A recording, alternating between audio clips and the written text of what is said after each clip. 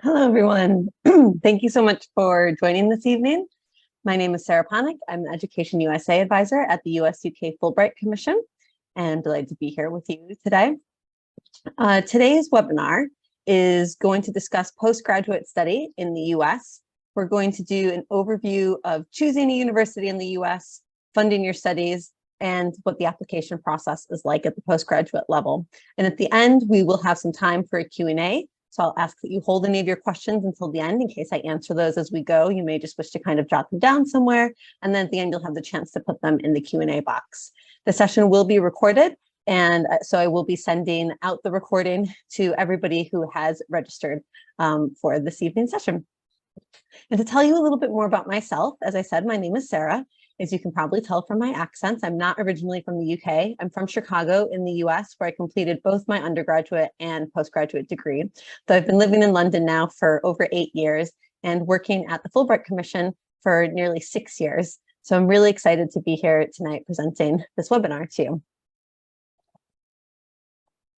And to tell you a little bit more about who we are at Fulbright and the services that we offer. So the US-UK Fulbright Commission was actually established more than 70 years ago by a man named Senator Fulbright in the aftermath of World War II. And Senator Fulbright himself had studied in the UK as a Rhodes Scholar at Oxford, and he thought that the best way to promote peace in the world would be to encourage cultural and educational exchange. So we're a not-for-profit organization that was formed from that. We're jointly funded by the US and UK government to promote peace and cultural understanding through educational exchange. And we do that in a couple of different ways. One of the ways that we do that is by offering scholarships for postgraduate study and research in both the US and the UK. And then we also offer an advisory service to assist students, parents, and advisors with applying for US universities. And this advisory service is part of the Education USA network, which is a US Department of State network of over 400 international student advising centers throughout the world. And our aim as Education USA advisors is to offer free, unbiased information to help UK students study in the US. And we're actually the only official source of US study in the UK. So you've come to the right place to find out information about studying in the US. And I always like to start out talking about why students choose to go to the US for their studies each year. And these are some of the reasons that you are probably thinking about, but you might find as I go through these that there's other ones that you hadn't thought of. And you're like, oh, that actually sounds appealing to me as well. So first and foremost is the wide range of choices. There's over 1,700 universities that offer postgraduate degrees in the US as compared to about 120 here in the UK. There's also a lot of variety in institutions and also amongst academic departments. So it means that you can really have the opportunity to kind of find the right program for what it is that you're hoping to do. You also have the chance to internationalize your CV. As you might imagine, employers cite cross-cultural experience as an attractive quality, and it's helpful to have diverse experiences and to demonstrate the independence that's necessary to study abroad. Going to the US also offers opportunities in global networking. It's an unparalleled opportunity to create global networks, not only with the American faculty and institutions, but also with the diverse colleagues which make up many US institutions. And there's a lot of opportunities for practical experience in the US, including hands-on research, internships, and teaching opportunities. And a lot of UK students really like these opportunities in the US.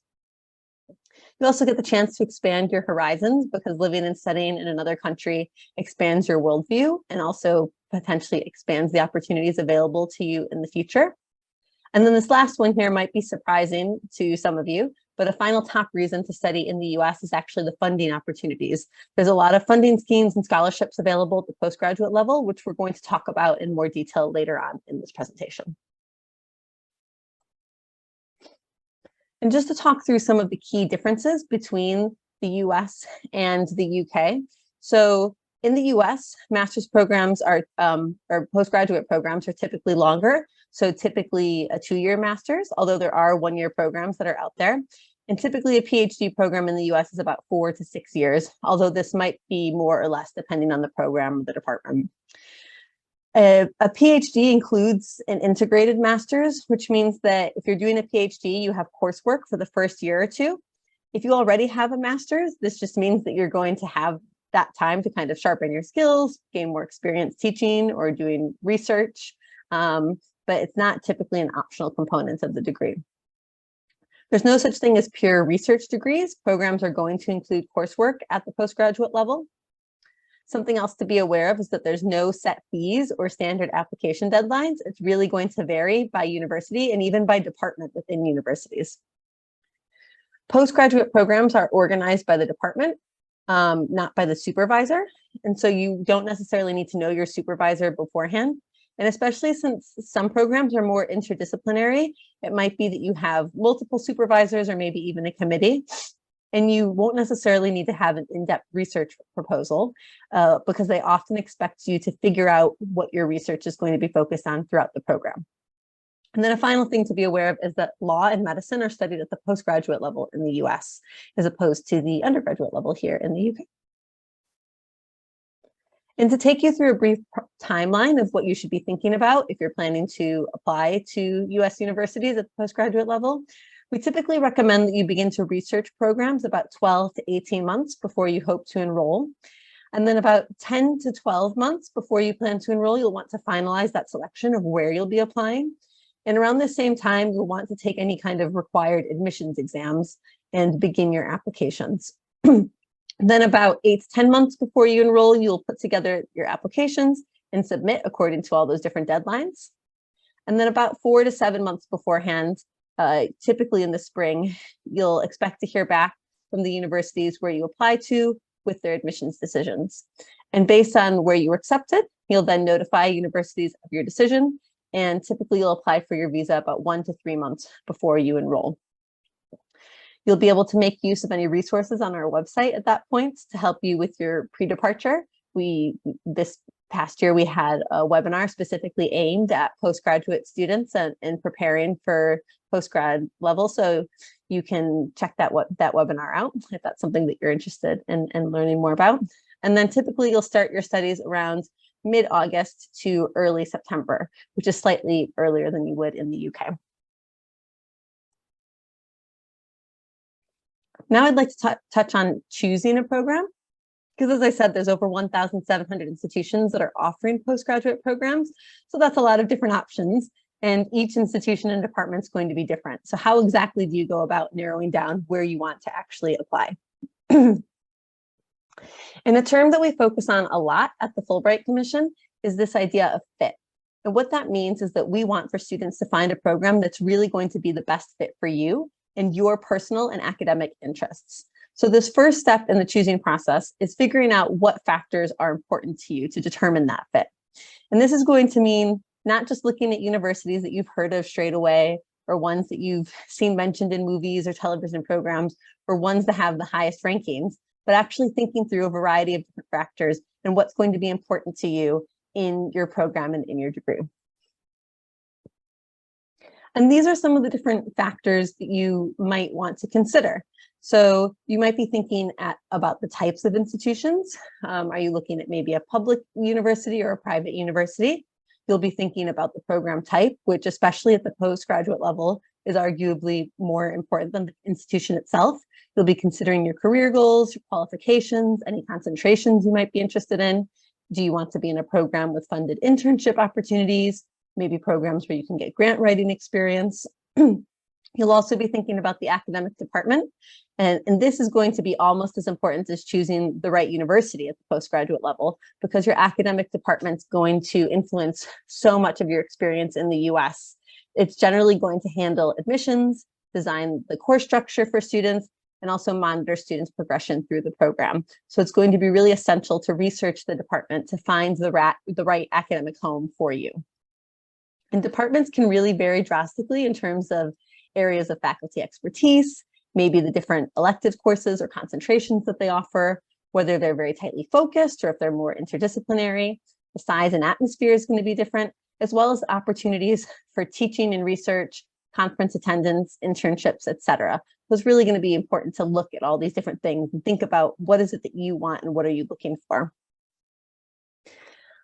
Another thing to consider is actually just the location. The US is a massive country that spans 6 different geographic zones. You'll be thinking about, do you want to be somewhere more urban or somewhere more rural? Thinking about the climate of what it's going to be like when you live there. your access to transportation options. Perhaps you'll be thinking about centers of excellence in your field. So if you're really interested in political science, perhaps you'll be looking at going to Washington, D.C. Or if you're really into finance, perhaps you're looking at New York. And you might be thinking about the different extracurricular opportunities that are available to you. And lastly, finances. We're going to talk about this more in depth later in the webinar, but if funding is important to you, this is something that needs to be part of your choosing process right from the very beginning, because oftentimes funding, especially funding that comes from universities, is awarded and applied for at the same time as the application process. So you're applying for that funding alongside the application process. And so you don't want to start thinking about it after you've already applied and been accepted, because at that point, it might already be too late. And we wouldn't want for you to be disappointed later down the line. So with all of that in mind, and with all those different factors to consider, how do you go about then narrowing down your options? And on our website, which I'll point out later again in the presentation, we've got a whole page about choosing a university, and it includes lists of links to different search engines such as Peterson's or gradschools.com. And you'll be able to kind of use those search engines to kind of narrow down your choices. Some other things that you might consider: perhaps you might have some previous professors who might have some experience with the US, and you can see whether they have any advice or opinions on universities that could be a good fit for you. Perhaps there's professionals or colleagues in your field that know about schools in your discipline. Or maybe you're even just thinking through the work of scholars that you've previously read. Is there anyone that you've identified as doing the kind of research that you would like to do? Where are they teaching? What are their colleagues working on? And you'll want to narrow down your choice of universities to about 10 or so institutions that you're going to research further. And this is an example of one of the search engines linked on our website. It's called Peterson's. And these tools can be really helpful to decide and rank what factors are important to you in choosing a university. So in this example here, we were using the tool to look for graduate level schools and programs in particular fields. So in this case, looking at programs in anthropology. So you type in anthropology, and then you'll see that the search engine pulls up the results of different universities with departments or programs in anthropology. And on the left sidebar, you can select a variety of different factors like location, tuition, school size, to help narrow down that list further. And then once you've narrowed your choices down to about 10 universities of interest, you can research them further on each university website and by reaching out to them directly, with a goal of selecting about 4 to 6 institutions where you'll actually submit an application. And on these university websites, you're going to be able to find more information about the faculty. Some might even list the CVs of their faculty or their research interests and a list of their publications. They'll also provide contact information for specific professors to reach out to, so you can find out if they're still working on something that interests you. You might even be able to reach out to current grad students at that university for valuable insights into their experience as a graduate student at that particular university, finding out from the student what kinds of projects they're working on, how close the relationships are between professors and grad students, how close they are with their supervisors, what the campus culture is like, perhaps more broad questions about what the local area is like, how to find a good apartment, the cost of living, that kind of thing. Departments can usually put you in touch by email with a current student, and that can be a good way of determining what it's like to study there.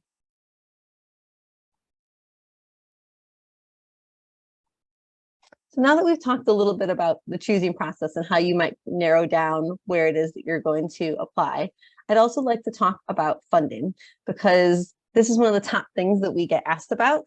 And there's a funding misconception that the US is always more expensive than the UK. But the good news is actually that there's a significant amount of funding available at the postgraduate level, particularly if you're willing to be flexible and go into the process with an open mind. So where is this money exactly? And so there's 4 main types of funding for study in the US. And to be upfront and honest, the first source of funding is just personal and family funds. There is a culture in the US of saving and paying for university in a way that we don't have in the same way here in the UK with the loan-based system that exists here. And so there is typically an expectation that you are going to make a contribution to your studies. And for students that are and families that are able to in the US, typically families are saving for university studies throughout a student's life, if they can. But there are other sources of funding available. And in fact, the best resource for funding is likely to be a US university itself, with there's two very common types of university-based funding. One is called fellowships, which are outright grants that allow a recipient to focus solely on their own work.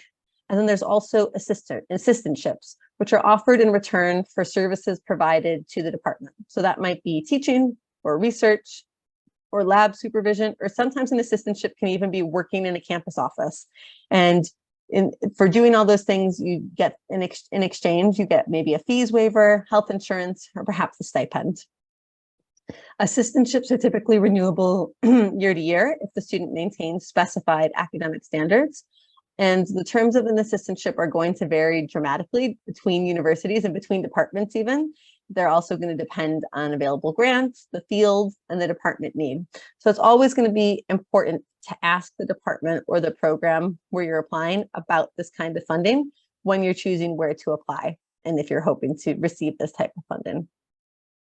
Something to be aware of is that more funding is generally available for students pursuing PhDs than for masters.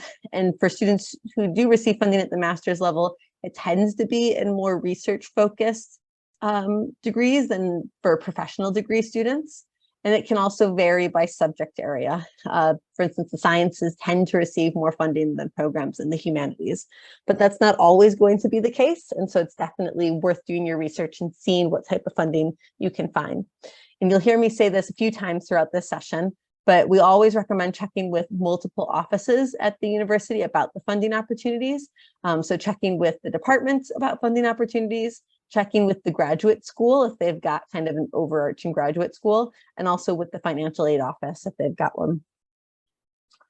Another type of funding is external funding bodies. So these are kind of niche scholarships. So this money comes from institutions that are separate to universities. So like companies, charities, foundations that offer scholarships for study at the postgraduate level. And then lastly, on the screen here, you see loans. So something to be aware of is that if you were hoping to get a loan in the US, most US lenders are going to require a US citizen to co-sign on the loan. So if that's not something that's accessible to you, UK students that choose to take out loans would take out private loans from a UK bank. Although if you do decide to go down this route, we would highly encourage you to examine the terms and the interest rates really closely. Excuse me. Because typically the interest rates are really high and the payback terms are quite strict, and they may even require you to start paying back the loan before you've graduated and finished earning. And so that's just something to be aware of. If you are a US citizen or a dual US-UK citizen, you can also apply for US federal loans or loans from a US lender by filling out something called the FAFSA form. So that's something to be aware of if you do have US citizenship or dual US citizenship. So looking at all of these different options here, you can see that university funding and then external funding bodies are the preferred options because those are ones that you're not having to pay for yourself and that you're not having to pay back. And you may wish to consider a funding strategy to try and lower your costs and manage your expenses at the postgraduate level. So you can think of a few different approaches. So one thing that you might consider is just reducing the cost of living. So just like in the UK, it's going to be cheaper to live somewhere more rural than it is to live somewhere more urban. And so that's something to consider when you're thinking about where you would go. You could also just look to apply to programs with lower tuition costs. So state universities in the US, public universities, they generally have lower costs than private universities. Although something to be aware of there is that sometimes state universities and public universities don't have as much funding available, whereas private universities might have more funding. So it's kind of a balance there. And then as we've discussed, you can also look for university funding. In addition to the ways that we've discussed, You can try to be creative with your university funding, perhaps even seeking funding outside of your program in an interdisciplinary manner. So for example, let's say you're somebody who is interested in architecture with an interest in environmental architecture and making buildings more green. It might be that you are then also approaching the environmental science department and seeing what type of funding they might be able to help you with to help towards your postgraduate program in architecture. So thinking creatively and thinking about all the different ways that you might be able to pursue funding. Just a word of caution that you might not necessarily be able to use all of these different strategies in one go. As I said, you might find that universities with lower tuition might have fewer funding opportunities available, but it's helpful to be aware of the different factors that are at play.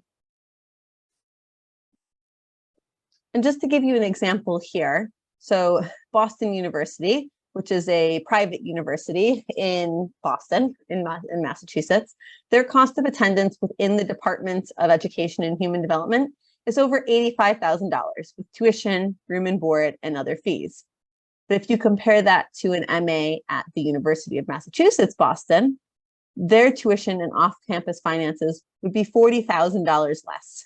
So you've got the same city, but a great variance in tuition and fees. So sometimes it's about being open-minded in which universities that you're applying to and which universities that you're going to go to in order to make the goal of pursuing postgraduate studies in the US achievable. And something else to be aware of is that sometimes universities that are close by each other might have links and relationships with each other, where maybe you might even be able to take a class at another university nearby that's just included with your tuition of the university where you're attending. I'd like to go into a little bit more detail as well about how to identify funding opportunities. So in terms of university funding, the best resource is going to be the university the university website. And as I mentioned earlier, checking in 3 different places. So checking that department page, if there's a graduate school page, checking that page, and if there's a financial aid page, checking that page. Checking all 3 in case not all of the funding opportunities are advertised centrally. See what they say, see if they have funding available. Universities are generally going to try to give you an accurate but conservative measure of how much funding they offer.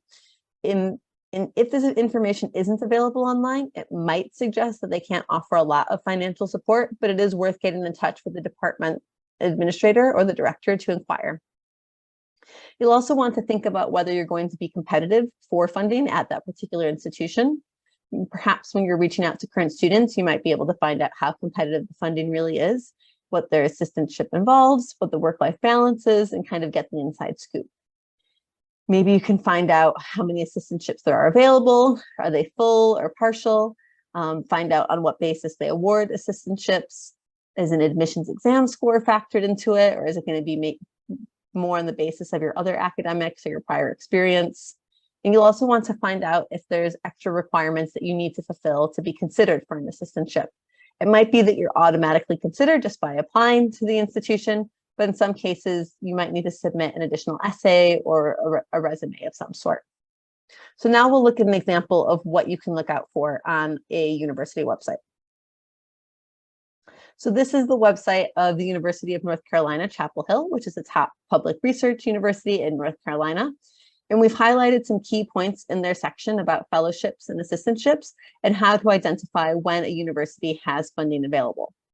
And as you can see, most universities who are generous with their funding are going to make it quite obvious on their websites. So here in the Department of Political Science, they note that most students in their department are supported by fellowships and assistantships. They also explain that duties typically range from 10 to 15 hours per week, and they list the types of duties that you can expect. They mention the eligibility for a variety of fellowships, and they also note that Chapel Hill, where the university is located, has a low cost of living. So you can see here that we've got 2 points of the funding strategy, both university funding and also the lower cost of living. And then here we have an example of a scholarship from an external funding body. So this is the Fulbright Awards. And as I mentioned at the beginning of this presentation, the Fulbright Commission is funded by both the US and the UK governments with a mission of promoting mutual understanding through educational exchange. So there's funding available for UK students to study and conduct research in the US and vice versa at the postgraduate level. Now, the number of awards for this fluctuates each year, and applications open in the spring with a deadline of the end of May for study beginning the following year. So yes, before you've actually even applied or maybe even decided where it is that you're going to be applying in the US. There's a variety of awards available. Some are for the first year only. There's other partner awards that are fully funded, and there's more information about this on the Fulbright website. Something to be aware of is that this past year, the timeline for these awards has changed. And that's because they're offering something called an IIE placement model, which provides more generous funding and support in finding the right university. So something to be aware of is that if you're hoping to start your studies in autumn of 2023, the awards deadline has already passed for those awards. But the awards for your studies beginning in autumn of 2024 will be opening kind of March time and closing May time. So if you're somebody looking to start your studies in 2024, then you'll want to look out for those awards in the spring. Some other resources for exploring other external funding scholarships. So on our website, we've got a list of other external funding scholarships similar to the Fulbright Awards. So other organizations that offer other awards at the postgraduate level. We also have online scholarship searches that can help you narrow down the thousands of scholarships available based on lots of different factors. So it might be something like your country of origin, your field, and then you can find out more about information about the eligibility. And then you'll go to each funding body's website for information about the application process and the deadlines related to that. And some final funding tips as I wrap up this section on funding. So applying for funding often happens simultaneous to the admissions process, as I mentioned earlier. So you're going to begin this search for funding early and make sure that it's happening at the same time that you're applying to institutions. If funding is essential for you to pursue postgraduate study in the US, then you need to be willing to put in the time and the effort to seek out and apply for funding opportunities. Typically, scholarships will not find you, although it would be nice if they did. You're going to need to investigate university funding and take the time to search for the often niche external scholarships. You'll also want to be flexible in choosing universities. If it's essential for you to receive funding to complete postgraduate study, choose departments that have a lot of funding or where you're going to be competitive and a top student. Typically, you'll be able to look on a university's website to see what some of the average admitted students' profiles are and compare yourself to that. And then, as I've mentioned a couple times already, for university funding, the best resource for finding out those opportunities is going to be on the university website, checking the department page, checking the graduate school page, and the financial aid pages, checking all three in case not all the funding opportunities are advertised centrally. And then another thing that's just worth keeping in mind is that you'll typically be able to work on campus up to 20 hours per week during term time and up to 40 hours per week during holidays when you're in the US, although these expected earnings can't be calculated for visa purposes when you're showing proof of funds to get your visa. Now that we've discussed a guide to the choosing process and how to determine your fit at particular universities and programs, as well as ways to fund your studies in the US, I'd like to talk about completing the application to postgraduate study in the US.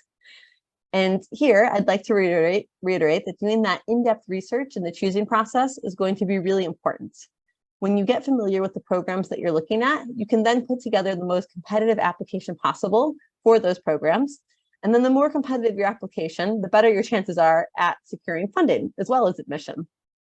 So the more time that you spend in that research process at the beginning, the more benefit it's going to bring you in the application and funding process. So in this section, I'll bring you through the main components of completing an application. And first and foremost, what are US universities looking for? And to be honest, especially at the postgraduate level, the detail is going to vary. So what a university is looking for in an MBA student is going to be very different than what a university is looking for in a student pursuing a degree in molecular physics. But there are some things that are going to be kind of similar across the board. So first and foremost, US universities are going to be looking for academic achievement, which is going to be measured by your undergraduate degree, or if applicable, your postgraduate degree. So your results from that. And then also any admissions test scores if you're required to complete any admissions exams. Most institutions are going to want to see at least a 2.2 on a bachelor's degree. You can contact individual departments or programs about whether your qualifications are sufficient to be considered for admissions. They won't necessarily have strict entry requirements, but they should be able to give you an approximate idea of whether your academic profile is roughly in line with their usual admitted student. Some other things that are going to be important are also your reasons for pursuing a postgraduate degree at their institution and how it helped you towards your goals, so your academic fit, as well as maybe any relevant work experience or coursework that you've completed, as well as any extracurricular involvement. And US universities will want to see a pattern of relevant work and study experience, laying a strong academic and practical foundation for your studies, as well as your ability and interest in being involved both in and outside of the classroom. US campuses are very lively places, and so they like to see the personality of their applicants coming out. They may also want to know why you want to study in the US specifically. And in terms of the application components, there's no standard process for applications. It's going to vary by university. And as I already mentioned, each university is going to set its own deadlines and application requirements. However, most applications are going to follow a similar format, and so you will be able to reuse or adapt the materials that you prepare for each. Most of them are going to include an application form that has your basic information. Some of them are going to require admissions test scores, which are going to be sent to the university by the organization that administered the test. You'll be submitting a transcript, which is a listing of your academic marks. This is something that you'll be able to ask from your current university or the university where you previously completed a degree, either from the department or the university registrar's office. They'll be able to supply a transcript for either your undergraduate degree or your master's degree. You'll also have a personal statement that describes your academic interests, your professional and personal goals, and relevant experience. And that'll be an opportunity to put forth any kind of personal history or context and sell yourself to the program. You'll likely be required to gather 2 to 3 letters of recommendation, and the university might provide some loose guidelines for selecting these referees. For example, it might be that they ask for 1 letter from an academic referee and 1 from a professional referee. Whoever they ask them for, you'll be sure to choose someone who knows you well, both in and out of the classroom. Some programs might ask for a CV or a resume that will list your professional and extracurricular accomplishments. Depending on the program, they might ask you for an interview. This tends to be required for students applying for an MBA, occasionally for research degrees too, depending on the program. If you're a student applying for a program in the arts, you may have an audition. If you're applying to an art program, maybe they'll ask you to submit a portfolio of work. Students who are applying for a research-focused degree might be asked to submit a writing sample. And then, of course, there's going to be an application fee of typically about $50 to $100 per application. And one thing that you'll want to think about when you're choosing universities is how your academic profile compares to other applicants and how universities measure you up as a potential colleague or student.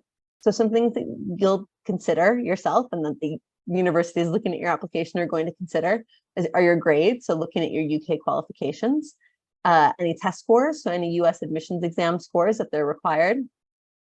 Perhaps looking at your research, so thinking about like maybe a dissertation that you did as part of a undergraduate degree and how that measures up. Thinking about work experience. So for some programs like an MBA, this might be really important. For other programs, maybe not so important.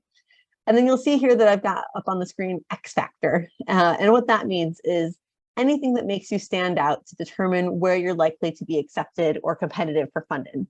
So as an international student, perhaps you had a really unique undergraduate program and you can make a strong case as to why you'd bring something unique to their program. perhaps you are one of the only British students applying to this institution. Maybe if they've never had a student from the UK apply to their department before. So US universities like to have an interesting mix of ideas of people on their program. So if there's anything that you think might make your application stand out, that might make you unique, that can help your give your application a boost to make you more competitive for admission and funding. And to talk in a little bit more depth about admissions exams, because I know I've mentioned them a couple of times. So admissions tests act as a method of evaluation in the US due to the lack of a national curriculum, and to kind of level the playing field a little bit. And you'll see a few different ones that are offered depending on what it is that you're hoping to pursue at the postgraduate level. So the most common one is the GRE, which is a graduate record exam. And this measures your verbal reasoning, your quantitative reasoning, critical thinking, and analytical writing skills. And this is something that most master's programs might ask for. So it's not always going to be required, but if they do require an exam, it's likely going to be the GRE. You may also see that some MBA programs or business programs might ask for the GMAT. If you're applying to any JD programs, then they might ask for the LSAT, although they don't ask for that for LLM law programs. Instead, for that, they just require a first degree in law. The MCAT is used for MD programs and medical admissions. And in terms of these exams, something to be aware of is that they're quite different to what you might be used to in the UK. They tend to be multiple choice exams. They tend to be done on a strict time limit. And in terms of how important they are in admissions decisions, it kind of depends. Some universities might not require them at all. For others, perhaps it factors into their decision, but they're actually more interested in your personal statement and your transcript. And it could very well be that some programs are more interested in like a particular part of the exam. So maybe your analytical writing and verbal reasoning scores matter more than how you did on the quantitative reasoning section. It really just depends. If this is something you're thinking about, you could always ask how much weight it's given when you're doing your research on the different institutions and get a sense of that. To ensure that you take the appropriate test and to confirm whether you need to take a test at all, you can consult the website of each university to which you plan to apply.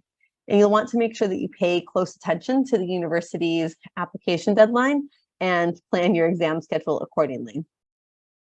If you register early for the exams, it leaves you the option to retake the exam if you would like to.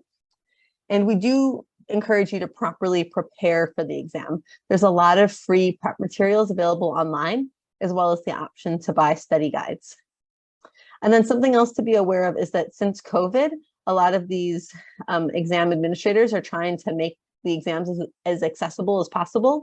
So for example, both the GRE and the GMAT offer an opportunity for you to complete the exam at home if you prefer to do that, or you could complete them at a testing center.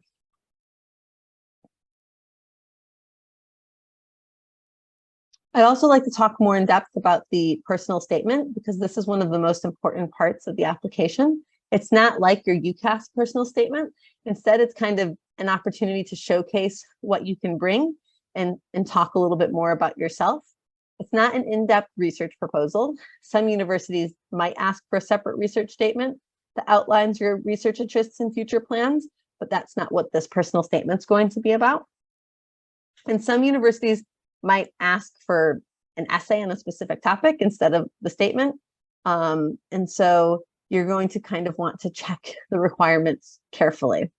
Typically, your personal statement is going to help reveal your character, your motivation, your future goals, and your interest in that particular university, program, or field.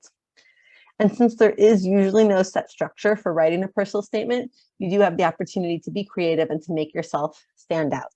Some students choose to start with an anecdote describing how they became interested in their field of study. Others might use a central theme to link and describe their experiences and future plans for their studies in the career. And this is also a time to be aware that you're not going to be modest. You're going to sell yourself as an applicant. We have more tips on our website about this, including examples of successful personal statements. And I always find it really helpful to read through some of those examples of ones that were written and were successful, just to get an idea, especially of how it differs from maybe some of what you've written here in the UK before. And as I said, you'll also likely be required to gather 2 to 3 letters of recommendation. You'll be asking a variety of people who know you well. The university might provide some loose guidelines for selecting referees. So for example, one from an academic referee and another from a professional referee. If you do have multiple academic referees to choose from, you'll want to choose someone who knows you well, both in and out of the classroom. And you'll also want to choose referees that are going to kind of complement your application package and also complement each other so that you get a good balance of kind of classroom, professional, research, and extracurricular, getting, you know, kind of covering all of your different strengths. You might choose to meet with your referee to discuss the letter, perhaps even give them a copy of your application or your transcript or your CV, maybe tell them the reasons for doing a postgraduate degree in the US or in your chosen field, and why you have interest in those particular universities and what your future goals are. You'll definitely want to make sure that your referee is aware of deadlines and the paperwork that they need to complete so that they're completing it by those deadlines. And remember that these letters are a marketing tool for you as an applicant. You can make suggestions for the content of the letter, although it's going to be important that you don't see the letter before it gets sent off to the university in order to maintain the credibility of it. Although you can direct referees to mention things such as your ability to succeed at the postgraduate level, observations about your performance, your ability to positively contribute, any leadership abilities, or anything about your character, as well as your passion for your subject of choice. And as I mentioned with your personal statement, encourage referees to avoid being restrained and too modest. American referees tend to write in an enthusiastic tone, using positive and descriptive language, discussing the applicant both in and out of the classroom, et cetera, et cetera. And so you'll want to bear in mind what's going to be written about your American counterparts when preparing your UK referees to write their letters.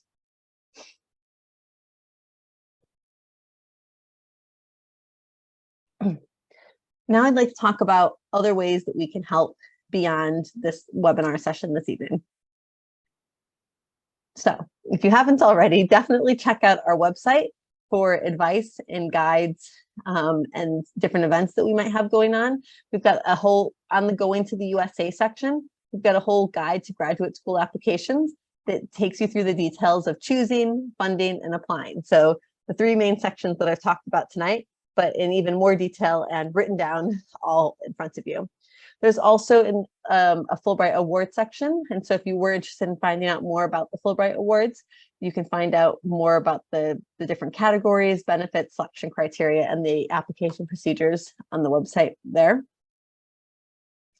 We also offer the opportunity to book a one-to-one video appointment with an advisor. So if you had any kind of specific questions to ask myself or one of my colleagues, you can book in on one of those. We are all booked up for the next couple of weeks at the moment, but we'll hopefully be making some more appointments available towards the end of the month. We typically tend to release appointments the week before for the week that's coming up. So keep an eye out for that. We also have an email advice line. So you can email us at advising@fulbright.org.uk, or you can go to the Contact Us page on our website and fill out the contact form there and select the box for Education USA advice, and we can get back to you there as well. We host and attend various events throughout the year, both virtually and in person. So keep an eye on our events page for any events that might be relevant to you.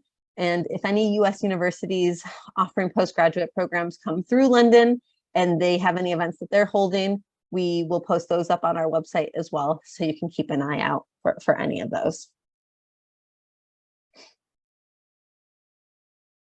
So that brings us to the end of the presentation part of tonight's session. And now I'd like to open it up for questions from the audience. I would ask that if you try and keep your questions general so they can be helpful for everyone. If you have any kind of specific or niche questions, you could reach out to us separately.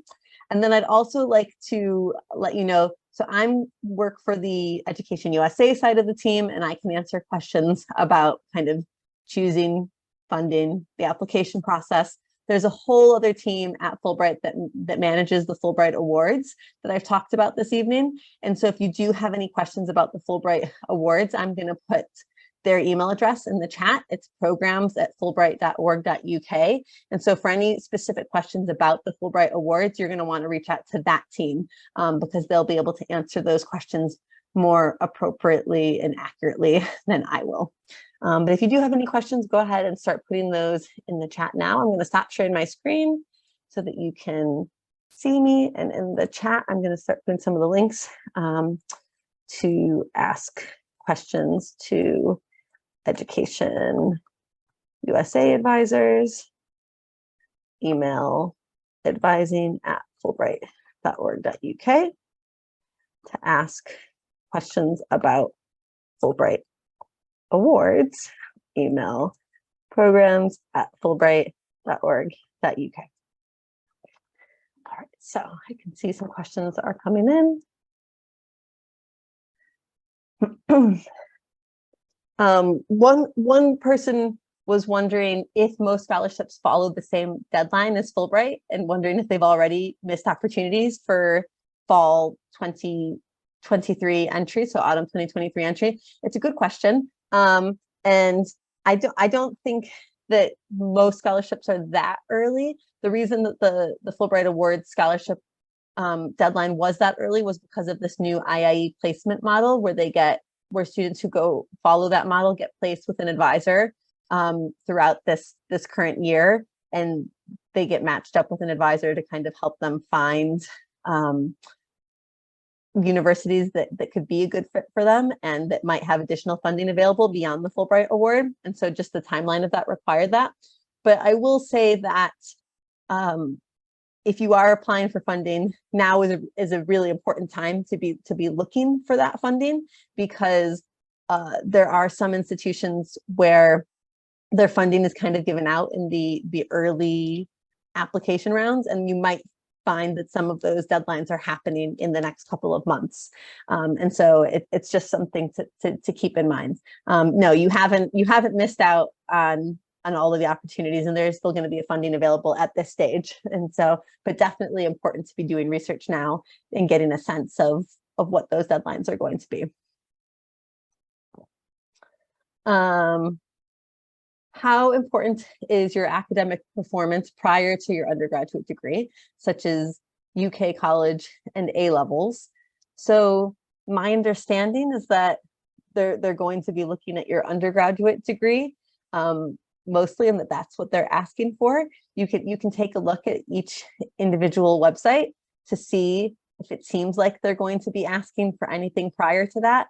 But my understanding is that most US universities at the postgraduate level are going to be looking mostly at your undergraduate degree and maybe at those admissions exam scores more so than your high school grades. But you can check to, that might be different depending on the university and the department. So you could always double check.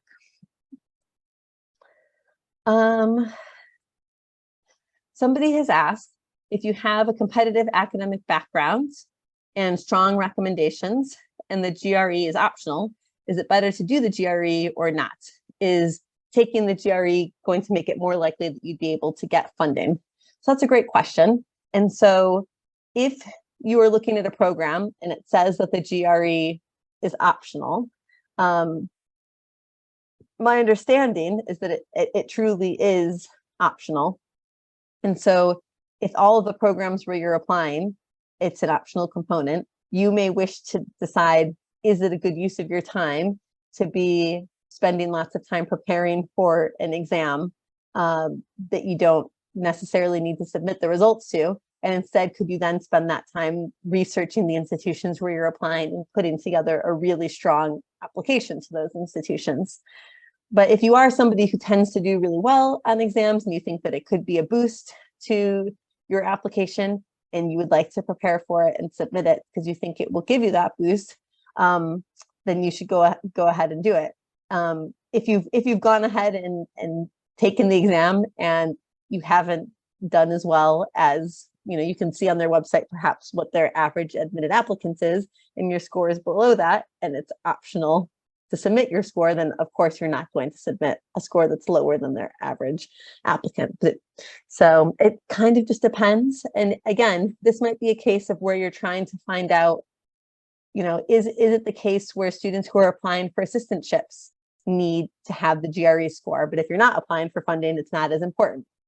So it might be a case of kind of reaching out to the institutions where you're applying to see if they have any specific advice based on your specific situation.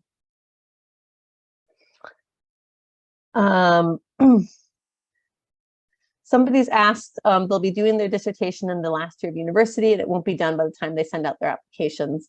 How can I still make sure that the admissions committee takes that into consideration? Can I still refer to it in my application? So when I mentioned like dissertations in your research earlier, I didn't mean to imply that you have to submit that as part of your application. I don't think that most admissions committees are going to be reading students' entire dissertations as part of it. I think more so what I meant is that you should be aware of what your research background is and the work that you're doing as part of your dissertation. And it might be that you're incorporating that into your application somewhere and talking about the research that you've done as part of your dissertation. And perhaps if they are asking for a writing sample for the program that you're applying to, maybe you're pulling that from your dissertation, but maybe you're pulling it from some other piece of work that you've completed throughout your university studies. And I would say that yes, you can definitely refer to it in your application, that that's going to be the case for students in the US as well, that if they're doing some type of final year project or some type of dissertation in their final year, it might be at the time of application they haven't yet completed it, but are in the midst of it themselves.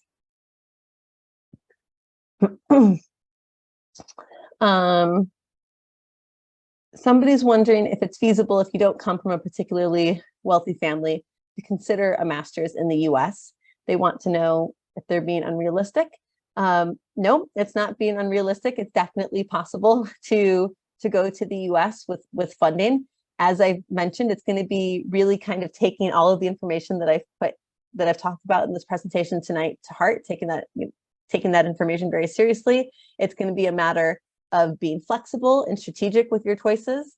I had a colleague that worked with me at Fulbright who went for a master's in the US, and they went for a master's at the University of Wyoming. So perhaps there weren't that many British students at the time that my colleague went studying at the University of Wyoming, and they were able to get a significant amount of funding from the university itself. And then they also received funding from an external funding body to help cover the rest of their cost of their degree. So they were able to get their postgraduate degree in the US funded that way. So it's a matter of kind of using those different strategies and being strategic and realistic, and doing all of that research. It's definitely possible.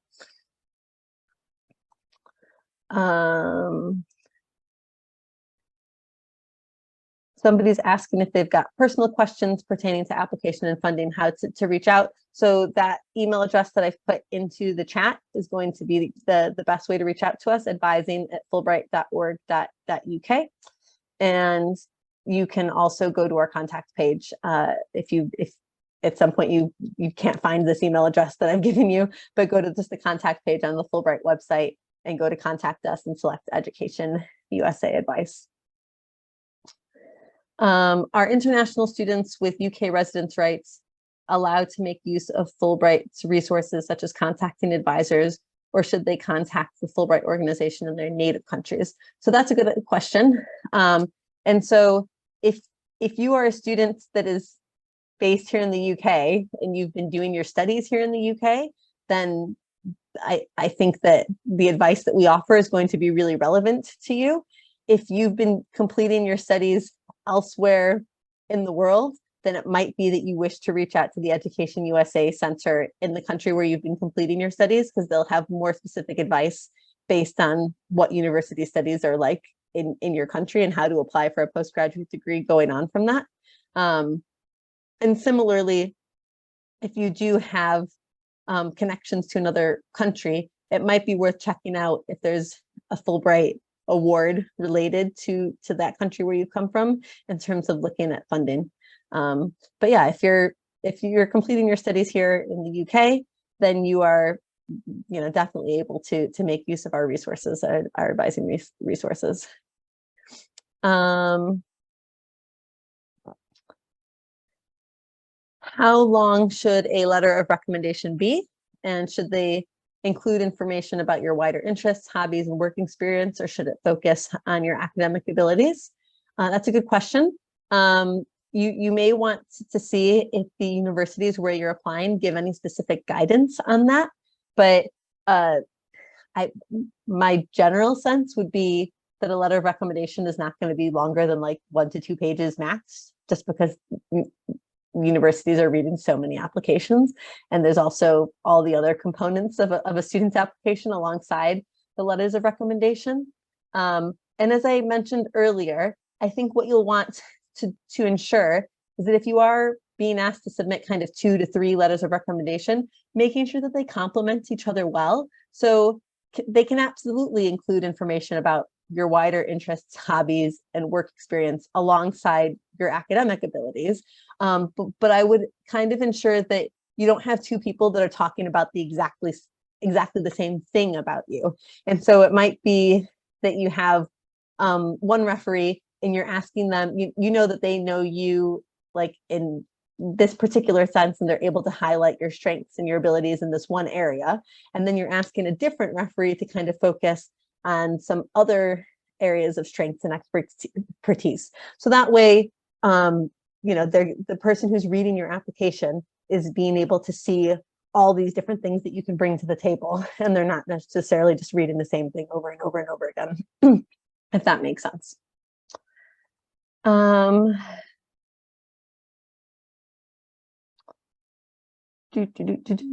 Somebody says I mentioned working before the master's.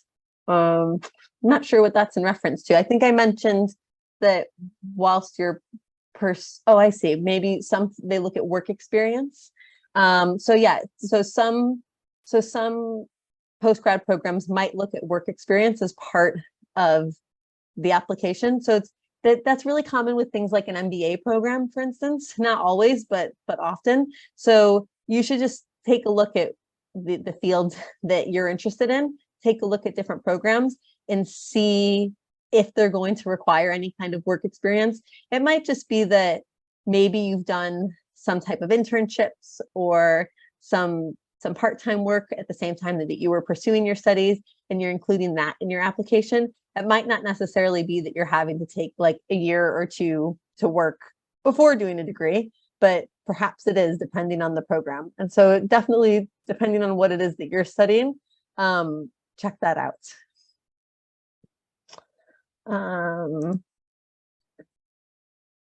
Somebody's asking if entry could be deferred by a year or a semester if funding hasn't been secured, but the application was accepted. That's really going to depend on the university.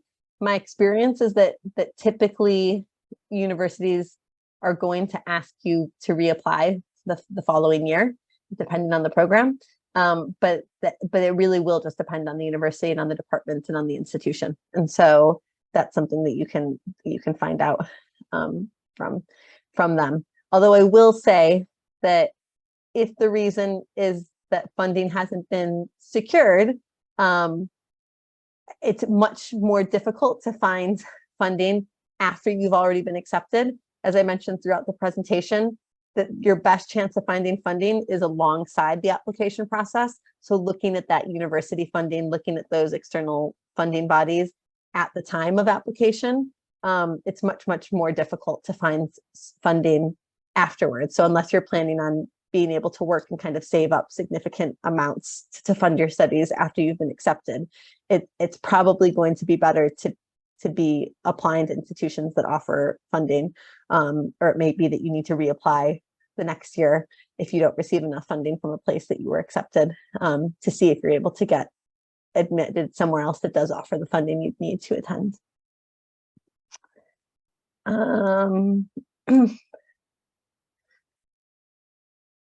Somebody's asking when they need to apply for a specific academic year. And so your application process to the institution is typically going to happen the year before you apply based on their deadlines.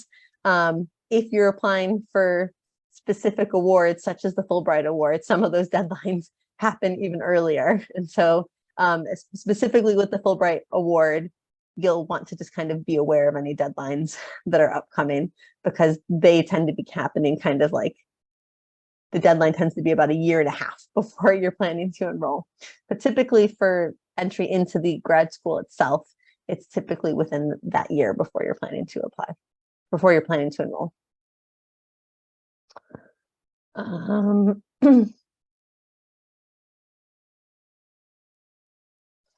Somebody's asking,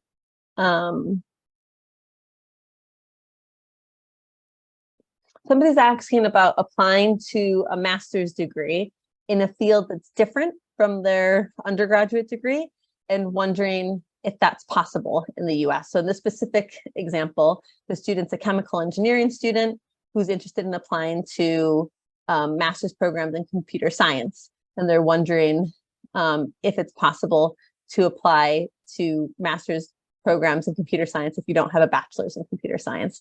It's a good question. I would take a look at some of those search engines that I mentioned earlier that are available on our website to find different universities that offer a master's in this case, computer science. But if you're somebody who's in a similar boat in whatever your field is, and start looking at those university websites to see what they require. Do they require specifically a degree in computer science to get your master's in computer science? Do they have other requirements instead? I think that this is something where it's really going to depend on what it is that you're hoping to study and what the particular program is like and what the department is like and what the university requirements are like. So definitely do some research. I would say it's possible. But you'll just have to check.